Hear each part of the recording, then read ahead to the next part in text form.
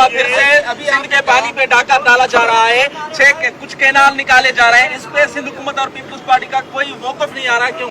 यार मौकफ पता नहीं, आपको अगर नहीं पता तो मैं क्या करूं? बता दें, हमने कुछ नहीं सुना आपने।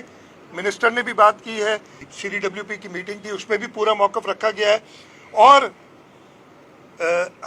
मैंने खत भी लिख दिया है इसके ऊपर। मैं ये देखें, सारा मेरा तरीकाकार कुछ और होता है काम करने का।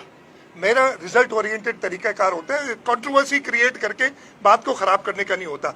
अभी तक जो भी स्कीम्स हैं हमने नहीं होने दी जो सिंध के खिलाफ होंगे, और ये तो बहुत बड़ी कहानी है, ये बहुत बड़ी कहानी है जो कि 1850 से शुरू हुई थी सिंध के पानी की, जो हम करते आ रहे हैं।